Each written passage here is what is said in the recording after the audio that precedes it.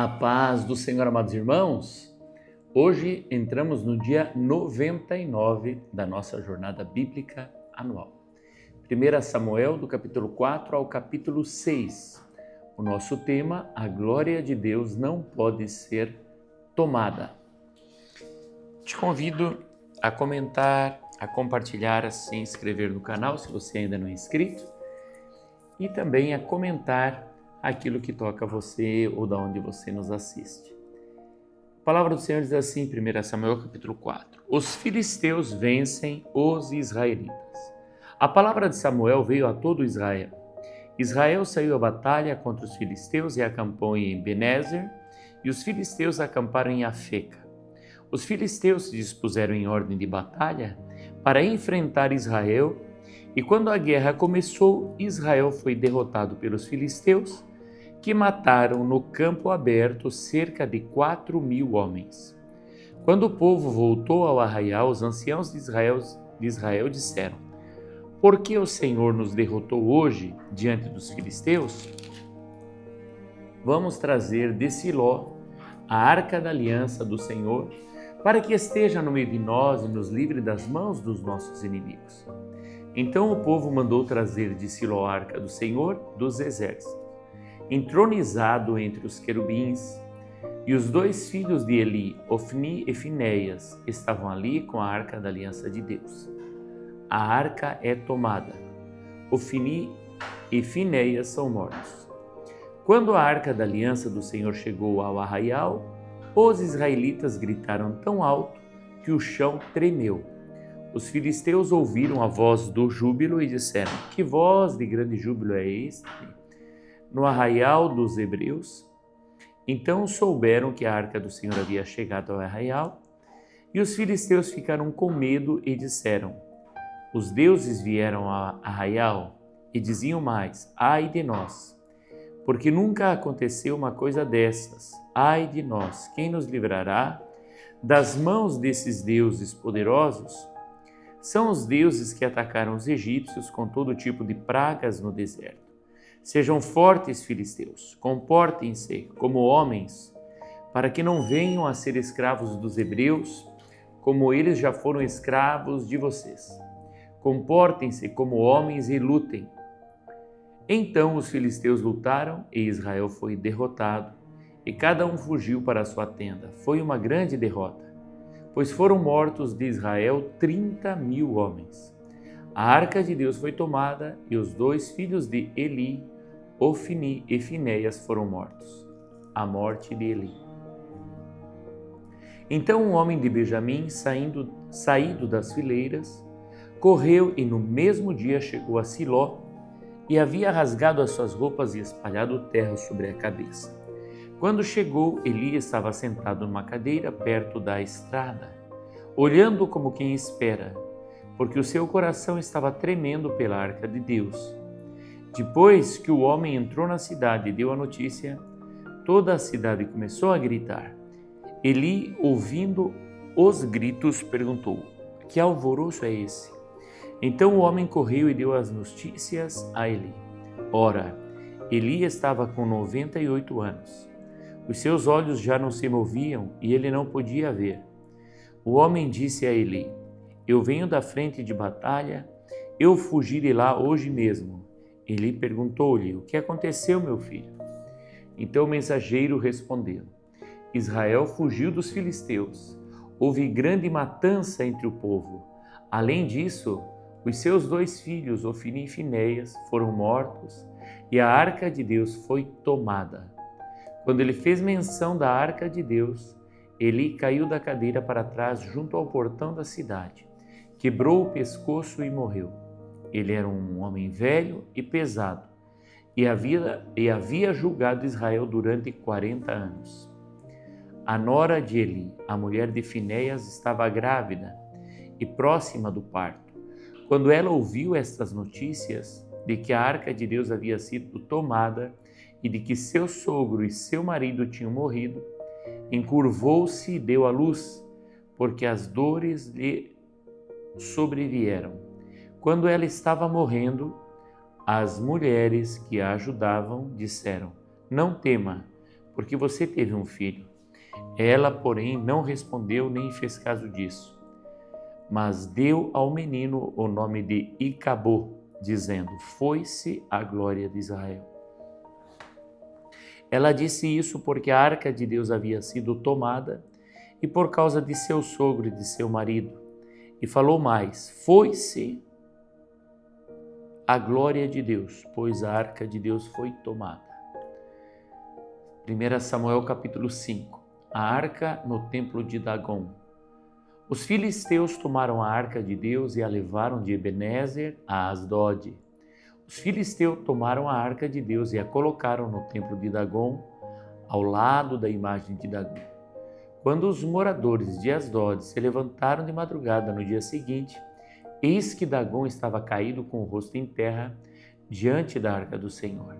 Eles pegaram a imagem de Dagom e a puseram de volta no seu lugar.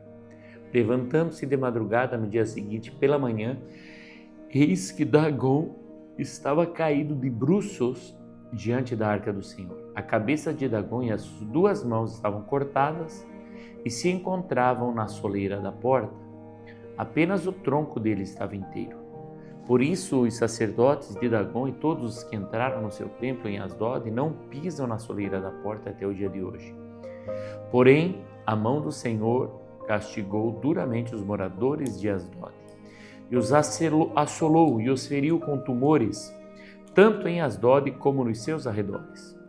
Quando os homens de Asdod viram o que estava acontecendo, disseram: a arca do Deus de Israel não deve ficar entre nós, pois a sua mão é dura sobre nós e sobre Dagom, nosso Deus. Então enviaram mensageiros e reuniram todos os governantes dos filisteus e perguntaram: que faremos com a arca do Deus de Israel? Eles responderam: que a arca do Deus de Israel seja levada a Tegate e depois de cidade em cidade. E a levaram a Tegate. Depois que a levaram, a mão do Senhor foi contra aquela cidade, causando grande terror, pois feriu os homens daquela cidade, desde o pequeno até o grande, e lhes nasceram tumores.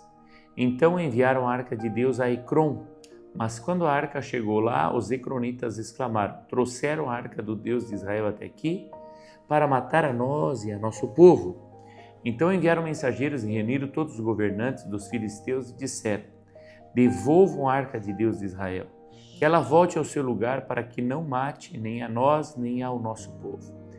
Porque havia terror de morte em toda a cidade e a mão de Deus castigou duramente ali.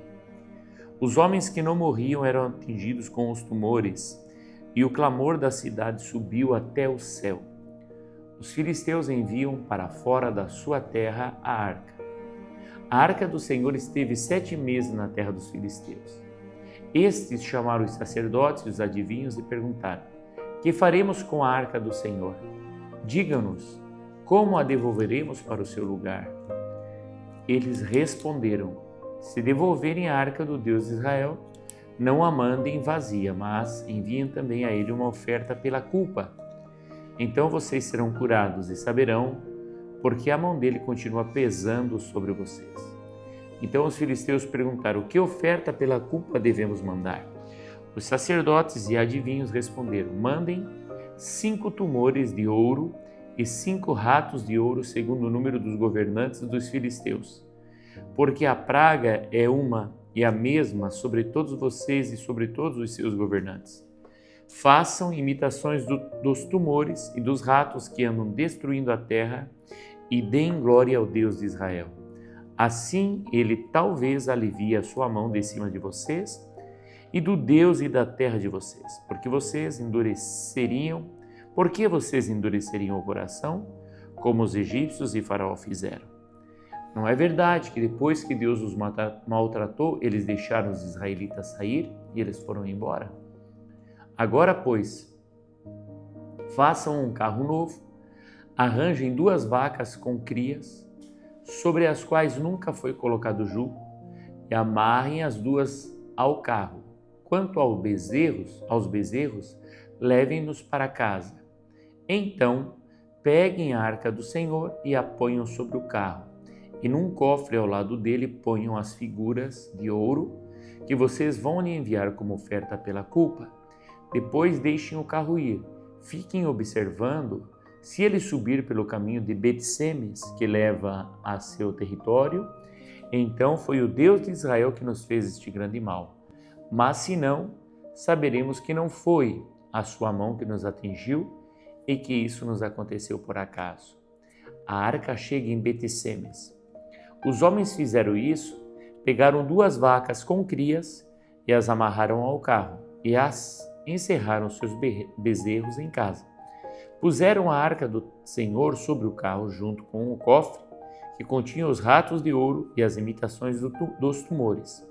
As vacas se encaminharam diretamente para Bet-Semes e andando e berrando seguiam sempre por esse mesmo caminho, sem se desviarem nem para a direita nem para a esquerda. Os governantes dos filisteus foram atrás delas até a fronteira com Bet-Semes. O povo de Bet-Semes andava fazendo a colheita do trigo no vale. Quando levantaram os olhos, viram a arca, ficaram muito contentes. O carro veio até o campo de Josué, o Bet-Semita, e parou ali onde havia uma grande pedra. Eles cortaram a madeira do carro em pedaços e ofereceram as vacas ao Senhor em holocausto. Os levitas desceram a arca do Senhor e também o cofre que estava junto a ela, em que estavam os objetos de ouro, e os puseram sobre a grande pedra. No mesmo dia, os homens de Bet-Semes ofereceram holocaustos e sacrifício ao Senhor. Os 5 governantes dos filisteus viram aquilo e voltaram para Ecrom no mesmo dia. Estes são os tumores de ouro que os filisteus enviaram ao Senhor como oferta pela culpa. Um por Asdod, outro por Gaza, outro por Asquelon, outro por Gate e outro por Ecrom. Enviaram também os ratos de ouro segundo o número de todas as cidades dos filisteus, pertencentes aos 5 governantes, desde as cidades fortificadas até as aldeias campestres. A grande pedra sobre a qual puseram a arca do Senhor está até o dia de hoje no campo de Josué, o Bet-Semita. A arca chega a Kiriat-Jearim. O Senhor feriu os homens de Bet-Semes porque olharam para dentro da arca do Senhor, matando 70 deles. Então o povo chorou, porque o Senhor tinha feito tão grande matança entre eles. Os homens de Bet-Semes disseram: quem poderia estar diante do Senhor, este Deus santo?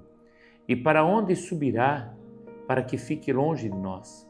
Então enviaram mensageiros aos moradores de Kiriat-Jearim, dizendo: os filisteus devolveram a arca do Senhor. Venham até aqui e levem a arca com vocês. Vamos às leituras complementares. E acabou. A glória se foi. 1 Samuel 4, 21.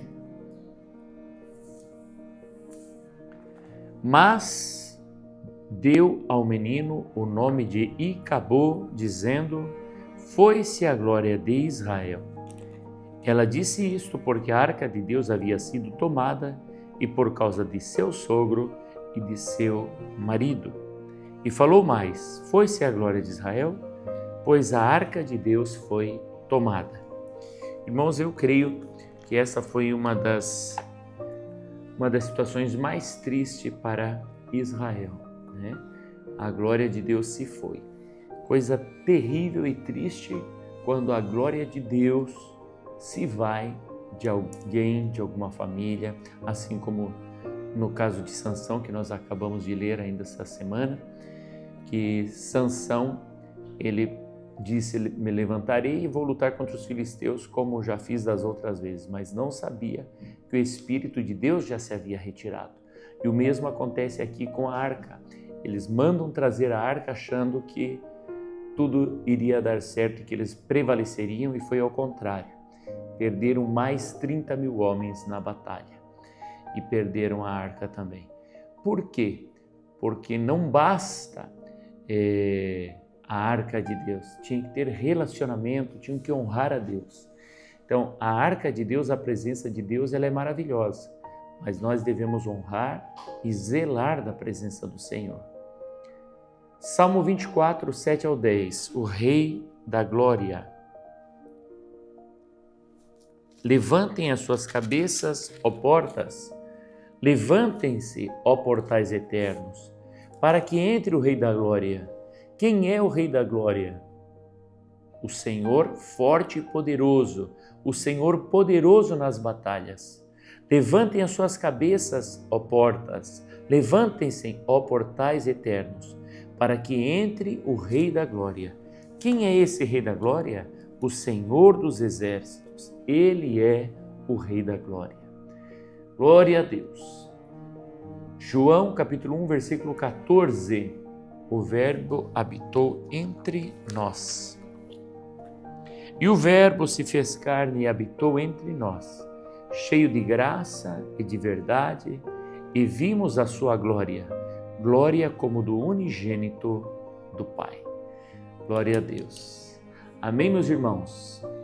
Deus se manifestava na arca. Hoje, o Espírito Santo, o Espírito de Jesus Cristo, habita entre nós, na nossa casa, na nossa vida, na nossa família, e nós devemos honrar a presença do Espírito Santo na nossa família, na nossa igreja. Deus te abençoe, querido. Olha o que diz o resumo. A arca é levada pelos filisteus, mas Deus mostra sua soberania. Nenhum inimigo pode roubar sua glória ou domínio. Louvado seja o Senhor. Meu amado irmão, que Deus te abençoe e, se Deus permitir, amanhã estaremos juntos neste mesmo horário. Dá um check de leitura concluída, coloca nos comentários o que tocou o teu coração. Forte abraço.